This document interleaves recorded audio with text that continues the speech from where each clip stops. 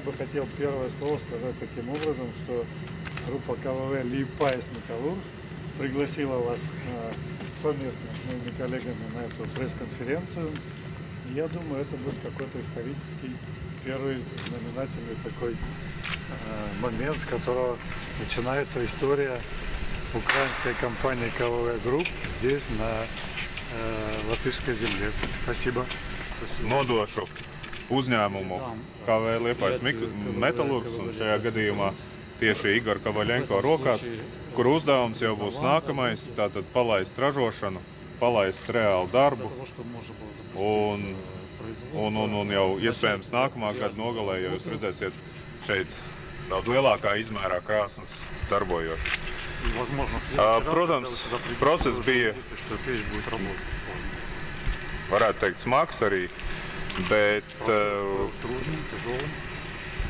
gribu atzīmēt to, ka šāda izmēra darījums gada laikā noslēgties, tas ir liels panākums gan pircēji, gan arī kreditoru un šajā gadījumā arī administratoru grupas, es uzskatu, rokās, jo mēs uzņēmumam esam nodevuši faktiski darboties spējīgu, atliek tikai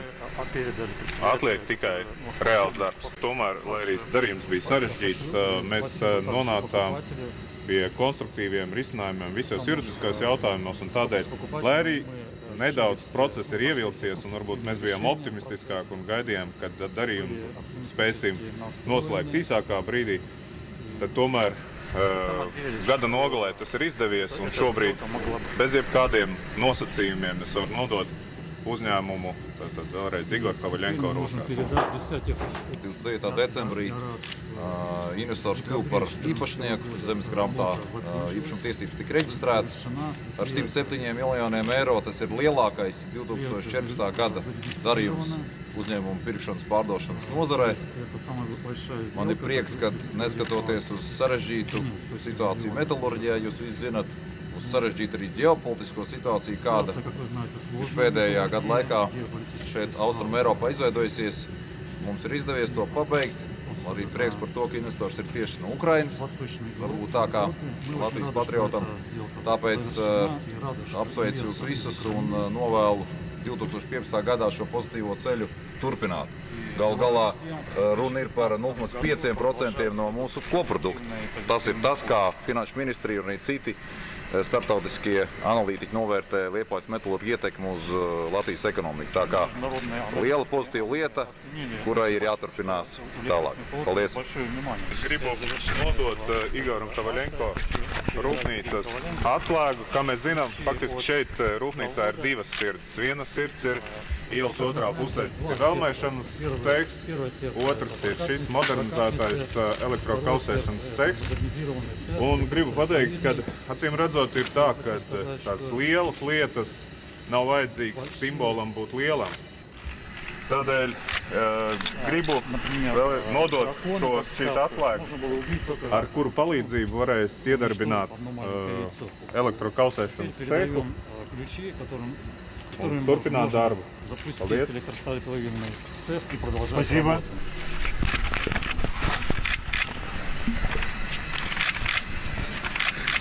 Туровский, ключи забирать. Спасибо большое. Я очень рад, что мы наконец-то стали собственниками такого хорошего актива, как Liepājas Металлург.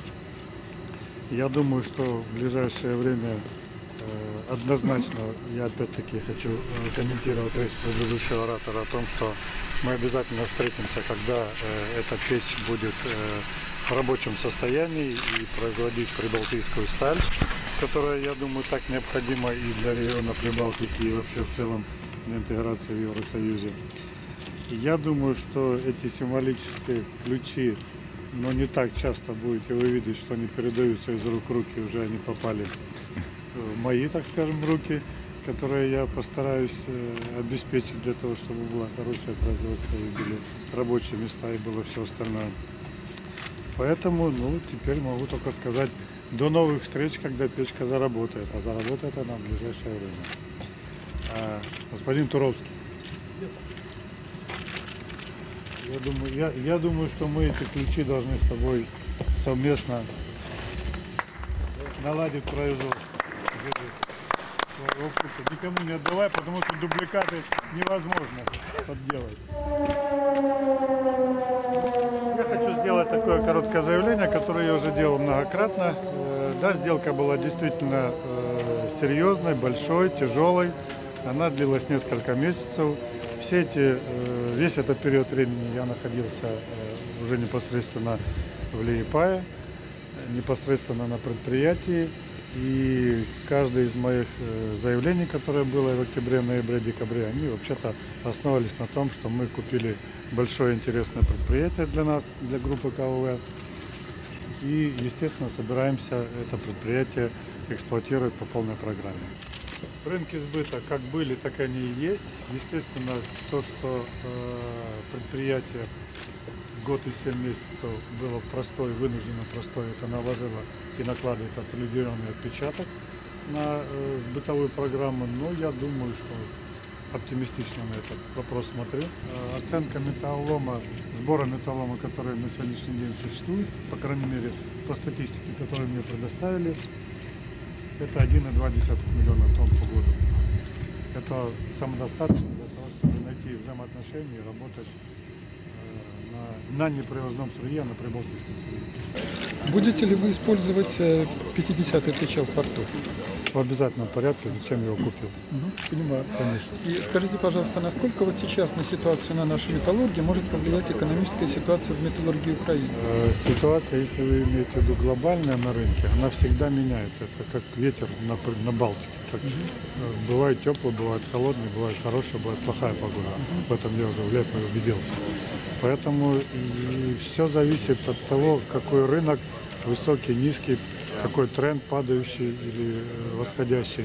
И под него подстраиваться просто это уже умение всех уровней менеджеров соизмерить ценообразование металлолома, скажем, сырья, шахты с продажами. То есть просто искусство.